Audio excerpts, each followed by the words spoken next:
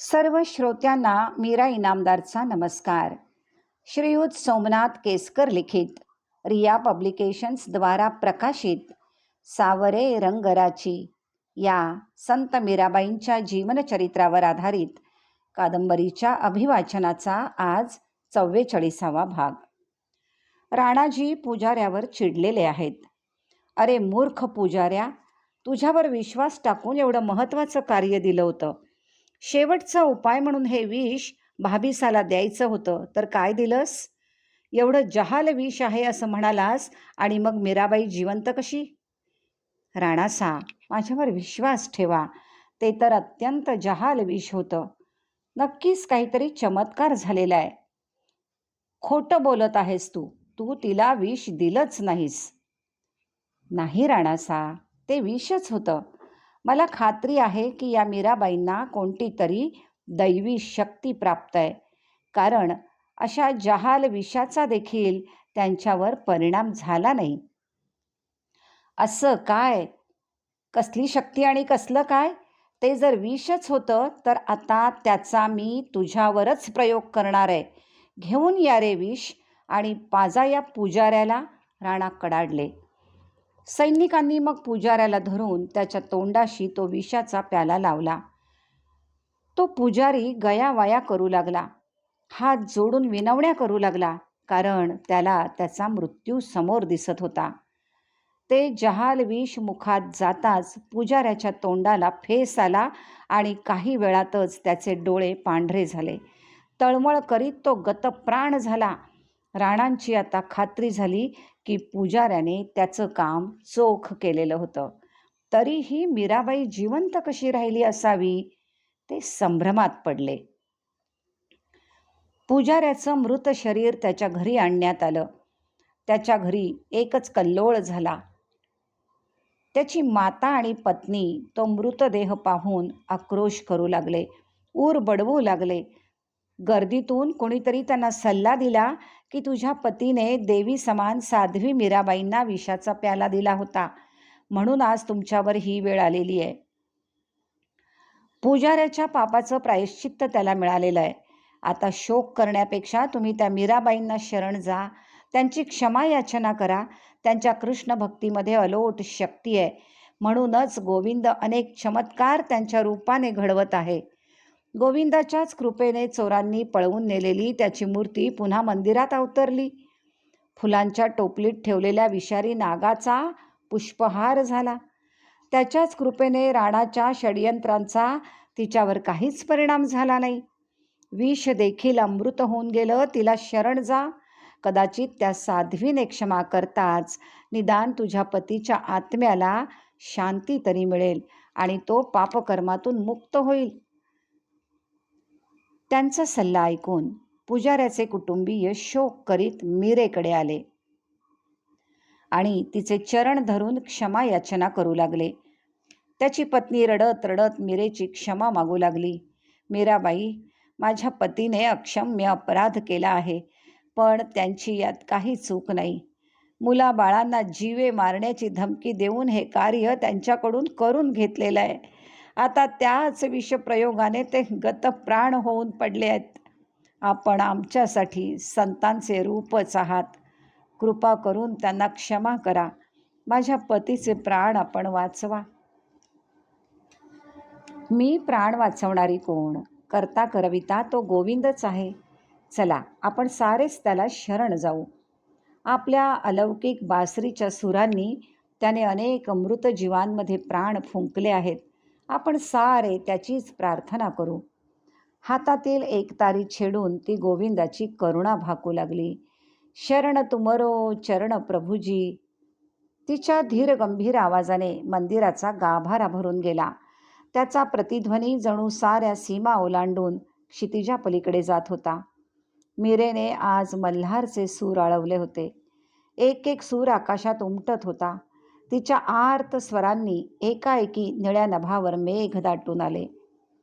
हळूहळू दाटलेल्या मेघांनी गर्दी केली तसं सगळीकडे अंधारून आलं. जणू त्या श्यामल कृष्णाचाच संदेश घेऊन ते क्षितिजावर येत होते. मीरेच्या कंठातून निघालेले मल्हाराचे सूर त्या मेघांवर नाद करीत गोविंदाचा धावा करू लागले. सोसाट्याचा वारा भोवती घोंगावू लागला. अंधारलेल्या ढगातून पक्षी वाट काढीत जसे घरट्यामध्ये परततात, तसेच तिच्या स्वरांच्या अनुभूतीने सारे भाविक तिच्या दिशेने येऊ लागले. पुजाऱ्याची पत्नी आपल्या पतीच्या निचेष्ट देहाजवळ बसून मीरेच्या भजनात कधीच दंगून गेली होती. मीरेच्या करुण स्वरांनी जणू आकाशालाच पाझर फुटला होता. तसाच विजांचा चमचमाट करीत मेघगर्जनांनी मल्हार पाऊस धो धो बरसू लागला. त्या धारा आपल्या अंगावर घेत मीरा गोविंदासमोर नृत्य करू लागली. चिंब भिजलेले तिचे पाय मयुराप्रमाणे थिरकत होते, गिरक्या घेत होते. जणू तिचा कान्हा तिच्यासोबत रासक्रीडा करीत होता. आणि काय चमत्कार! त्या सुरांच्या जादूमुळे का गोविंदाच्या आशीर्वादामुळे कुणास ठाऊक, निचेष्ट पडलेला पुजारी हालचाल करू लागला. पापण्यांची फडफड करीत डोळे उघडू लागला. सारा प्रकार पाहून त्याची पत्नी हात उंचावून देवाचे आभार मानू लागली. सैरभैर होत धावत आली. पुजाऱ्याने देखील डोळे उघडताच तो थेट मीरेकडे आला. दोघे पती पत्नी मीरेच्या पायाशी जाऊन अश्रू ढाळू लागले. पण मीरा कुठे भानावर होती. ती तर गोविंदाच्या प्रेमवर्षेत भिजून गेली होती.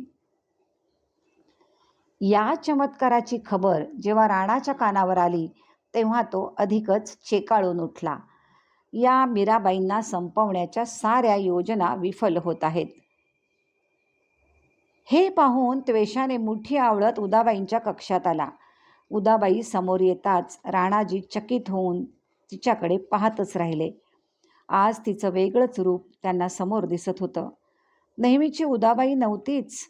नेहमी रागाने मत्सराने भरलेला तिचा चेहरा आज अगदी वेगळाच दिसत होता, शांत दिसत होता. अवखळ नदी सागराला जाऊन मिळताच त्याच्याशी एकरूप होऊन शांत होते, तसंच त्यांचं काहीसं झालं होतं. आतून कुठल्या तरी अपूर्व शांतीची अनुभूती त्या घेत होत्या. राणा काहीसे बुचकळ्यात पडले, तरीही न राहवून म्हणाले, आम्ही आपल्या निरोपाची गेले अनेक दिवस वाट पाहत आहोत, मात्र आपण आलाच नाहीत. आम्ही इकडे गोंधळून गेलो आहोत. ही मीराबाई माझ्या साऱ्या योजना विफल करीत आहे. ही तर विषप्रयोगातूनही बचावली कशी, याच संभ्रमात आम्ही पडलो आहोत. मात्र आपण तर त्या समयी तिथेच होता, मग आपल्या कसे लक्षात आले नाही? नक्कीच तिला काहीतरी भुताटकी जादूटोणा येत असावा. मात्र भाबिसा, मीराबाईंची कीर्ती दिवसेंदिवस वाढतच चाललेली आहे. नगरजन देखील आता त्यांना साथ देऊ लागलेले आहेत. आपण म्हणता तसे एक दिवस ती माझ्यावरच उलटणार आहे. राणाजी अस्वस्थ होऊन उदाबाईंना रागावण्यास उद्युक्त करीत होते. त्यांना वाटत होतं की उदाबाई सूड भावनेने पेटून उठतील आणि काहीतरी नवीन अघोरी कल्पना सांगतील. मात्र उदाबाई त्यांना हसत सांगू लागल्या.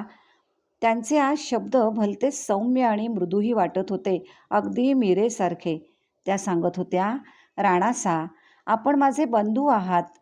तुमची बहीण म्हणून आणि चित्तौडची राजकन्या म्हणून मला नेहमीच आपली आणि मेवाडची काळजी वाटत राहिली.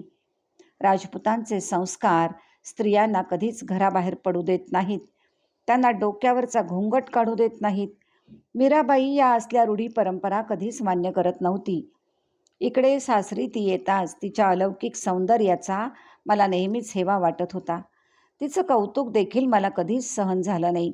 त्यामुळे सुडाने पेटून मी तिचा कायम तिरस्कार करीत राहिले. अनेक कटकारस्थानं करून तिचे प्राण घेण्यास तयार झाले.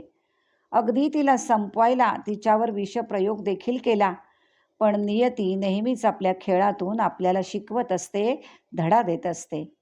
निस्सीम भक्तापुढे मात्र नियतीचं काहीही चालत नाही. त्यामुळे गोविंद कृपेने त्या जहाल विषाच्या प्रयोगातून मीराबाई वाचली. पण ही उदाबाई मात्र कायमची संपली. काय काय बोलताय काय उदाबाई? राणा ताडकन उठून उभे राहिले.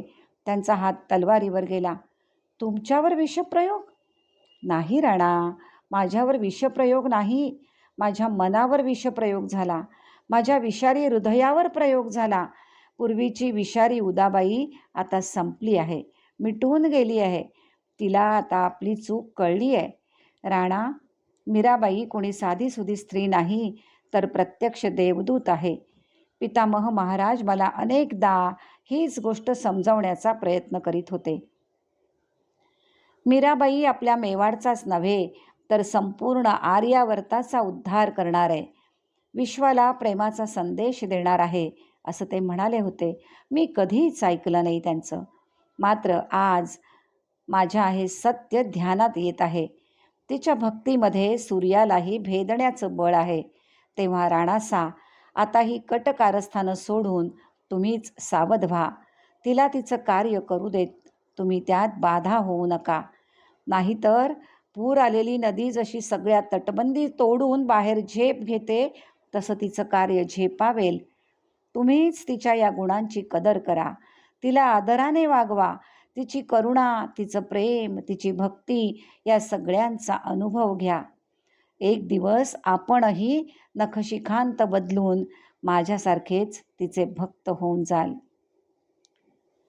कालपर्यंत आपणास कटकारस्थानं शिकवणारी आपली मोठी बहीण आज चक्क मीराबाईला शरण जायचा सल्ला देते. हे पाहून आधी राणाजी चकित झाले. चकित झालेले हे राणाजी मग मात्र क्रोधाने लालबुंद होऊन उदाबाईंशी बोलू लागले. श्रोते हो, कोपिष्ट झालेले आणि चकित झालेले हे राणाजी आपल्या बहिणीला उदाबाईंना काय बरं बोलले असतील? त्या दोघांमध्ये नेमका काय संवाद झाला असेल, तो आपण पुढच्या भागात बघूया. तूर्तास इथे थांबू आणि पुढच्या भागात पुन्हा भेटू. धन्यवाद.